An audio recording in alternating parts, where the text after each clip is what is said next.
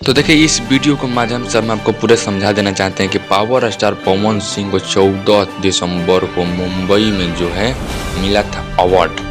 जी हाँ, best singer का award मिला था आपके पावर स्टार पवन सिंह का। बेस्ट एक्ट्रेस का अवार्ड मिला था आपके रितेश पांडे को। बेस्ट गाना का 1 बिलियन भोजपुरी में लाने वाला उनको मिला रितेश पांडे को। बेस्ट एक्ट्रेस मेल में मिला था आपके अंजना सिंह को। और बेस्ट फिल्म का अवार्ड मिला था आपके हाँ, चिंटू पांडे को उनके पिताजी पहुंचे थे। और बेस्ट मतलब पूरे जितने लोग, हम कह देना चाहते हैं कि जितने लोग वहां पर पहुंच कर परफॉर्मेंस किए हैं उन्हीं लोग को वहां पर अवार्ड दिया गया है, नहीं तो अन्यथा किसी को अवार्ड वहां पर नहीं दिया गया।